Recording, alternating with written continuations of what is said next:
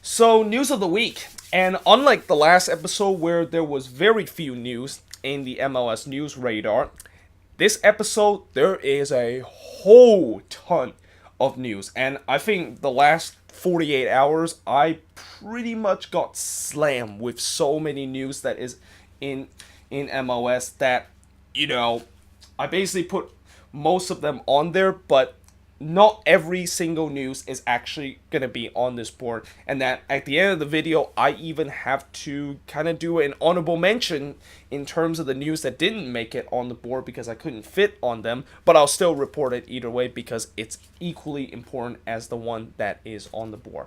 So most likely this is probably going to be a very long video. Probably might be the longest news of the week video that I ever done. I think most of the news of the week I've been doing has been under 20 minutes, and I try to stay under 20 minutes. I try not to make these very long, but yeah, we'll see how this one will go. This one might actually go over 20 minutes. And without further ado, let's actually start with Atlanta. And I start with Atlanta because they are the MLS Cup champion and they are the first team in the alphabetical order in MLS. No, I'm just kidding. I don't actually use that as the way to start my news of the week, but certainly Atlanta has made some big headlines in these last 48 hours, and the first big headline that they made just happened a couple of hours ago, which is that they decided to re-sign MLS MVP Josef Martinez to a 5-year extension. And that pretty much just closed all the rumors and all the talks of Martinez going back to Europe. There was a lot of talks that he might be going back to Europe and that maybe he'll give one more try there. No, he's going to be staying with Atlanta. And he even said that Atlanta is kind of like the Barcelona for me and that I would rather stay at Atlanta than go back to Europe where I'm uncomfortable, which makes sense because it feels like Josef Martinez is like Lionel Messi of MLS and he's just scoring goals for fun right now. And with this 5-year extension, if he keeps going at the pace that he's been doing for the first 2 seasons in MLS, he's gonna shatter all kinds of record. He could maybe even get the all-time goal scoring record that Wando is pretty much chasing in, and that even if Wando does break that record, yeah, that might not actually last very long if Josef Martinez is going to continue to be scoring like 25 or 30 goals per season like what he's doing right now. So, yeah, this is definitely good news for Atlanta, and, it will be very interesting to see if Josef Martinez can continue this crazy goal scoring run that he has done for the first 2 seasons. I mean, this will be the first season where most likely he's not going to have Miguel Almiron with him, because one of the big reasons why Josef Martinez was so successful and why he broke the record for the single goal score record in MLS was because Miguel Almiron just keep feeding the ball to him and keep feeding him in a very good spot so that he can put the ball into the back of the net. And now Miguel Almiron most likely is not going to be back to Atlanta. I know that so far the situation with Almiron is a little bit it hasn't gone as smooth as Atlanta was hoping for, where right now, first of all, Newcastle is no longer interested in him, and now they are trying to find another team in Europe who could potentially pick up on him, and we still don't know if Almiron is going to be with the team or not, but most likely he is not going to, and most likely when he does get sold off, then the question is, will Martinez continue to score, and will whoever his replacement will do kind of the same thing and feed him those balls that he can just pretty much easily put the ball into the back of the net. But moving on and sticking with Atlanta, they have made a DP kind of signing, and it's not the DP player that you might thought it would be, but instead they have acquired Dion Pereira from Watford. Get it? Dion Pereira, DP. That's his initial. Okay, I'm not the best in terms of banter, and I kind of stole this banter from the Atlanta United president, who basically troll everybody and saying that they were going to potentially sign Petty Martinez as the next DP, and that was not the case. But Instead, they did get a guy that is kind of DP level. You know, Dion Pereira, he is part of the Watford youth team, and he is one of the most promising Englishmen in the Premier League. And, you know, he has made two appearances in the Premier League for Watford, and from what I heard from the Watford fans, they said that eventually he was going to be a regular for Watford, but apparently he decided to go to Atlanta. And this is very interesting kind of signing, and kind of unorthodox kind of signing, where Atlanta now, they don't get young players from South America. Well, not just only get young player from South America, but now they're going to try to go get young players from England. And, you know, a couple of years ago when we saw Atlanta United getting young players from South America, people were they were shocked of how this went down. And, you know, nobody have ever seen this happen before. And look how that worked out for them. And look how that really set off the benchmark and the standard of what many MLS team is doing nowadays. So does that mean if Atlanta and if Dion Pereira is going to be very successful for Atlanta, does that mean now teams are going to go to England and steal all those young talent? And believe me, there is a lot of young talented player in the Premier League. You know, as an England fan, and occasionally I do pay attention to the England U20, they are one of the most talented team, and if not the most talented team in the world, since they won the World Cup just a couple, I think, well, not a couple, but I think 2 years ago or last year that they won it, and there's definitely talent in that team. So does that mean now MLS is going to try to steal those players, since those players are not really doing much in the Premier League and not really getting any chance in the Premier League, because teams in the Premier League usually never plays young talented players? So yeah, time will tell. Will once again the standard of this league is just get young English talent or young European kind of talent overseas to come to MLS so that we can develop them and then we can sell them back to the Premier League. We'll see how that's going to go. But moving on, FC Cincinnati have reported to sign another player. This time they have decided to sign Costa Rican international Alan Cruz, and he's actually a central attacking midfielder. And I wonder how long will it take before Minnesota is going to be rumored with the same player, and then Minnesota a couple of days later will say, we have officially signed Alan Cruz as our new player, even though FC Cincinnati just rumored that. I mean, I'm sorry, but you look at what has happened this offseason, it seemed like most of the time when Cincinnati is rumored with a big player, next thing you know, Minnesota decided, yeah, we'll take that player. You know, we saw what you did. We're going to hijack this deal and we're going to take this player out of your hand and we're going to take him instead of you trying to approach him. And I wonder, will Minnesota do the same thing? Although highly unlikely, because I think Minnesota are looking more on the defensive midfield and more than the attacking midfielder end. And I think maybe that's something that Cincinnati has kind of been lacking so far. I mean, with all those big signings and all those things that they're trying to construct as an MLS squad coming into this expansion year, the one spot that they're missing is that attacking midfielder role, and maybe Alan Cruz will be that player. Although I'm not quite sure, will he be a DP kind of level signing?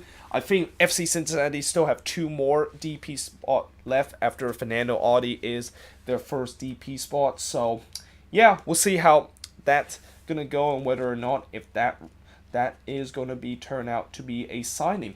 But next up, now talk about guys that have been re-signed, because there are a couple of guys that have been re-signed with their team. And first of all, we'll start with LAFC decided to re-sign Walker Zimmerman, Danila Silva, and Dejan Jakovic. So basically, 3/4 of that back line of LAFC was just re-signed today. And Walker Zimmerman actually were re-signed to a 4-year TAM contract, which means that this pretty much also puts a end to all the rumors that he was going to go to Europe or even go down to Mexico and join a Liga MX side.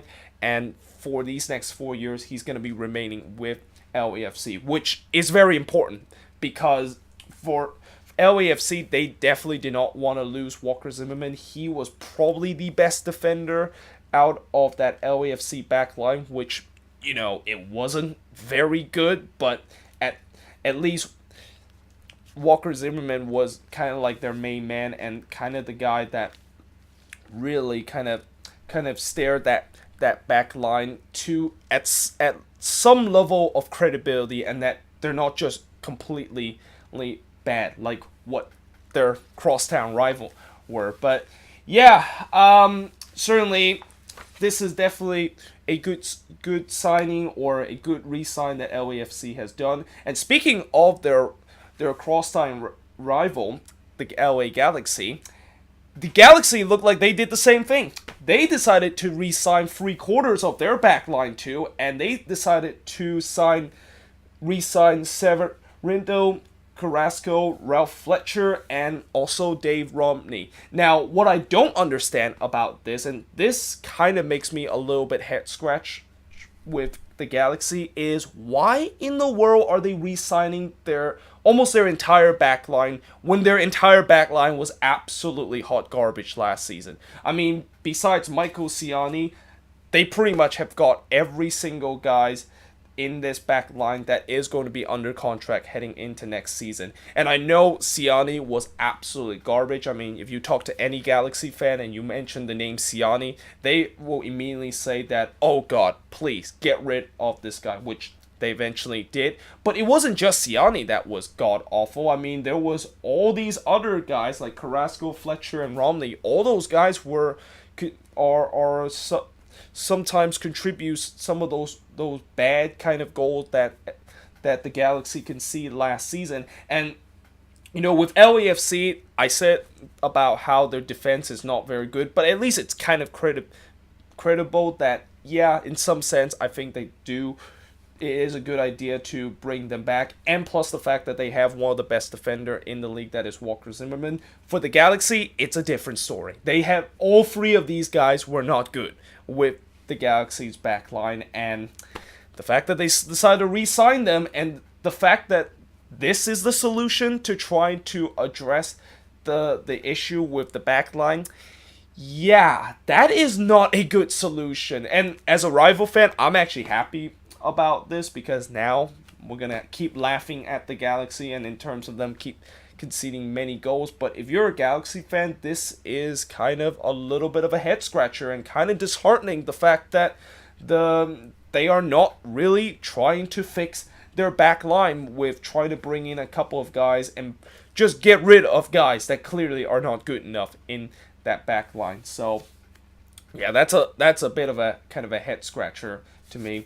But yeah, moving on, now talk about guys that are not going to be heading back to next season, or at least some guys are actually rumored to not heading back into next season. But the first guy that is not going to be heading back next season is Yangel Herrera, who decided to move to Huesca in La Liga on loan. So actually, technically, most likely he is going to be gone next season, but NYCFC can always recall him back from loan from Huesca. But this is a massive loss for NYCFC.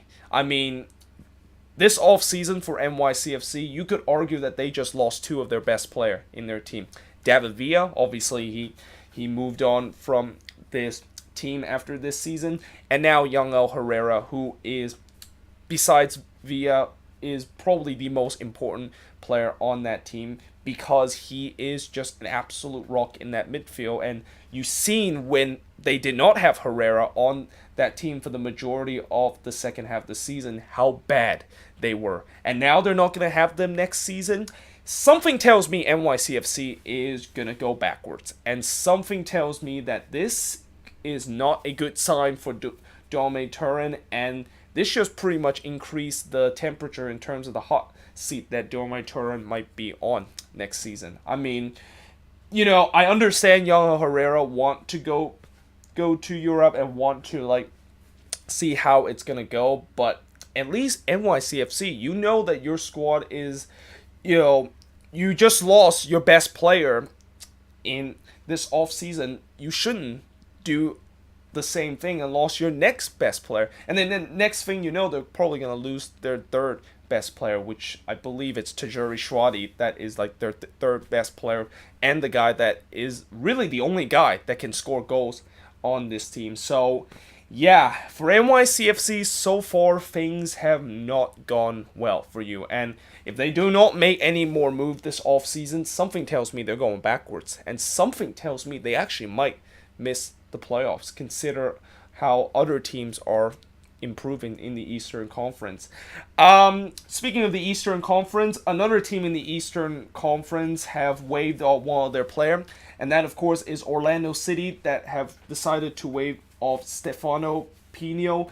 And I actually feel really bad for Stefano Pino here, because it just seemed like nobody wants him. Like, it doesn't matter where he goes, whether it goes to the USL or go to MLS, he's just, nobody just want him. And it's not like he wasn't good enough in those teams. Well, maybe for Orlando City he was kind of not good enough because he only scored 3 goals, but he has shown some signs of brilliance last season with Orlando City. And the fact that he is going to be waived off is a little bit disappointed for him, but I guess Orlando City is trying to get rid of a lot of those dead weight that they have on their team, and a lot of that they see are not part of the future, and they see Stefano Pino is that kind of guy. But moving on, Albert Elise are rumored to head to Europe. So I know recently I just read a tweet on MLS Soccer that says that he is going to be expect to return to Houston, at least for the preseason and also for the CONCACAF Champions League. But there is still a bit of uncertainty in terms of when the season begins and whether or not if the Dynamo will have Elise. And if they lose Elise, yeah, that is a big piece to lose, because Elise, although at times last season he wasn't very good, especially the second half of the season where he just completely fell off the cliff, he is one of your most talented player on that team, and he is one of the key player that you just cannot afford to lose. And you know, if Albert Elise decided to go to Europe, and the club that he is rumored to go to Europe is actually Fenerbahce, which is quite interesting because it seemed like all the talented MLS player wants to go to Turkey. I mean, Kyle Larin, he went to Besiktas, so maybe now Elise is going to be following the Kyle Larin step and go to Fenerbahce in the Turkish Super League. But either way, you know, it's a big decision that he has to make, and if he does make that decision, then yeah, it's a big loss for the Dynamo. And when he does make that decision, he will definitely thank the Dynamo and certainly MLS in terms of developing him into a very good player, and we shall see if this is going to be happening. And then finally, the last 2 news plus the news that didn't make it on the board, and what I call the honorable mention in terms of some of the news that didn't make it here. Domai Turan talks about how it is impossible to replace David Villa. Well, Greg Venny pretty much says the same thing, except he is talking about his other most important player, that is Victor Vasquez. So the interesting thing about both of these head coaches talk about their key players and how it's impossible to replace him. One of them is already gone. That is David Villa. He's no longer with NYCFC. Well, Victor Vasquez is still with TFC, but there is a lot of rumor that he is on his way out. And also for TFC, there is a lot of rumor that the big 3 of TFC, Josie Altidore, Michael Bradley, and Sebastian Javinko, could be leaving the club after this season, or after next season, which is in the 2019 season, because their contract is up after that, and none of them want to renew their contract. And this is what I've been saying.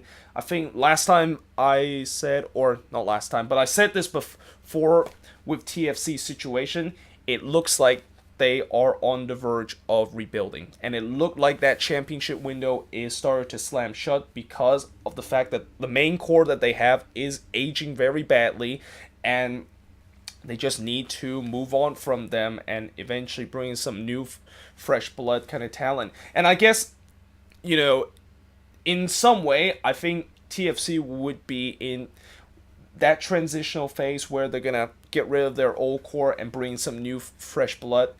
I think that phase would go pretty smoothly because guess who they have right now in their GM? Yeah, that's right. They have Ali Curtis, who is pretty much the same guy that is right now when he is taking over this job. He's pretty much dealing with the same situation when he took over the Red Bulls job, where the Red Bulls were on a verge where all those players that they have back in the mid 2000s are aging very badly and that they need some new fresh blood in their team, and it got exactly that. So in some way for TFC, although the window is closing in terms of the current core, it might not be closing for at least for the next couple of seasons if they can bring in those fresh blood.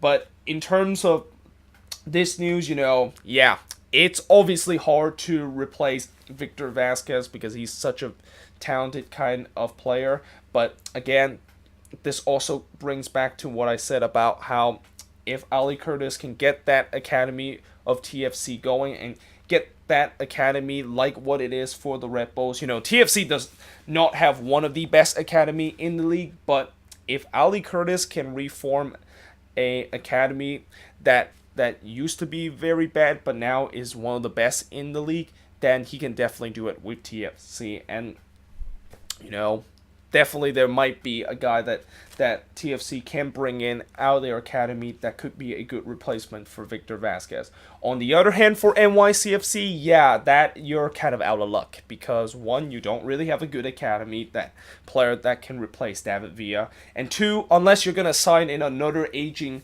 superstar, which they could. I mean, they can go out and maybe get Antoine Griezmann, and the reason why I use the Griezmann as an example is because Griezmann, he has been expressing his interest of going to MLS, then maybe, yeah, you can definitely replace David Villa. But obviously, it's going to be very hard to replace David Villa, who is just one of the best strikers in the world and one of the best strikers to ever play this game.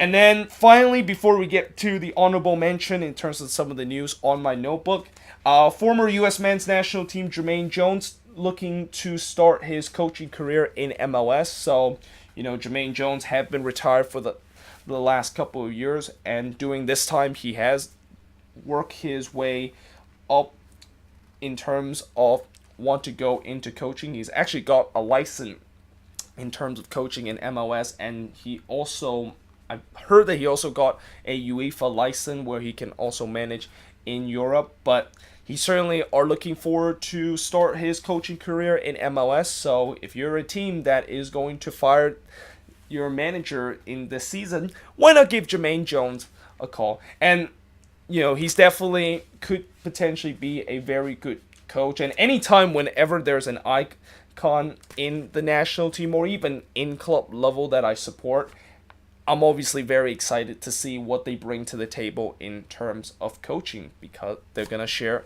their intelligence that they had during their playing career. Which Jermaine Jones, he's one of the most intelligent players that we ever had in the U.S. men's national team, and he's gonna use that in terms of his coaching career. Now, I'm not saying that most likely he's gonna be a very successful coach. Most coach nowadays, even the most famous coach, usually don't have a good playing background, but we'll see how this will go, and certainly good luck to Jermaine Jones when he starts his coaching career. And now I'm gonna get to the news that didn't make it on the board, and it's kind of like my honorable mention, although these news probably in any other day when I'm not getting slammed with so many news would have made it on the board. And that is the Galaxy decided to hire former Argentine national team goalkeeper Juan Jose Romero. So I'm guessing them hiring a new goalkeeper coach will maybe make David Bingham a little bit better. I don't know. But certainly I think maybe they hope that with them hiring a new goalkeeper coach, they can also fix one of the biggest issue that they had last season, which was goalkeeper. And it's been an issue for the Galaxy the last couple of seasons. The goalkeeper position, it's never the strongest point for the Galaxy, but at least this offseason they're trying to address that and trying to maybe bring in a new goalkeeper coach, and maybe that will help. Orlando City, of course, as I mentioned, they waived Stefano Pino, but they also signed Brazilian right back, and I'm not quite sure if this is how you pronounce it, Run. It's Runnan. It's kind of like Ryan, but instead of the Y after the R, it's actually U. So I'm guessing it's Rian. That's how you pronounce it. But yeah, this is just another example of Orlando City decided to try to follow the Atlanta United way, which is getting some young kind of South American talent. Although this guy, I have no idea who he is. And it looked like Orlando City is trying to use the Atlanta approach, but they're not doing a great job at it, where they're just signing some random player in South America. Because, it's one thing to go to South America and sign these young kind of talented player, but you got to also remember that not every single young South American player down in South America is going to cut it in the big time. And some of those unknown names, like the one that Orlando City is potentially going to sign, probably will not make it in the big time. So, yeah. Minnesota reject $2 million offer for Francesco Calvo. So apparently Minnesota were maybe thinking, or actually, no. There was a Costa Rica report that talks about how potentially Francesco Calvo will be leaving Minnesota and that Minnesota was going to let him go. But it turns out Minnesota just said that, yeah, we are not letting Calvo go unless you offer us at a minimum of $4 million, which is a very high fee for Francesco Calvo. And it's also clear that the Loons does not want to lose their captain and probably the best defender that they have on that team so far.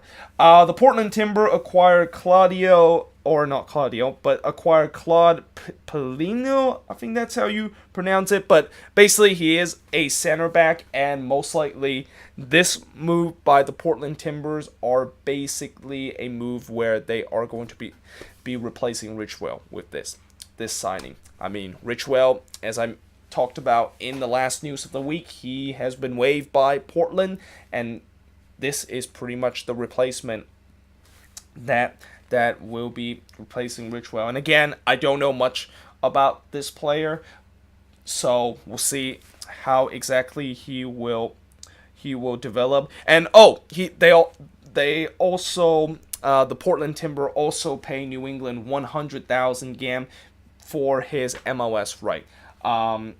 Again, I'm not quite sure. Like, when they mention his MLS right, I didn't hear anything about, like, discovery rights or something like that. But I'm guessing New England has already kind of had this guy, and they probably have this guy for a while. But then now they decided to give it to the Timbers, although that is not what MLS right. And again, I don't know much about these rules. There's some, I know most of the rule in MLS, but there are some weird rules about discovery rights and also claiming his rights that I just fully does not understand. And you got to also remember, MLS has some of the weirdest and some of the most stupidest rule in the league.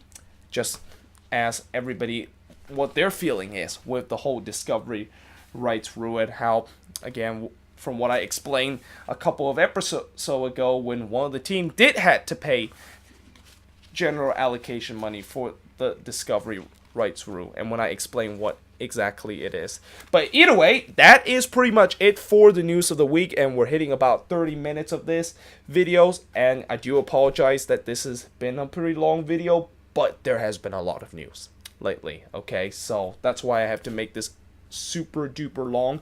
But either way, I hope you guys enjoyed this video. If you do, make sure you guys leave a like, smash that subscribe button, and yeah, I will see you guys next time.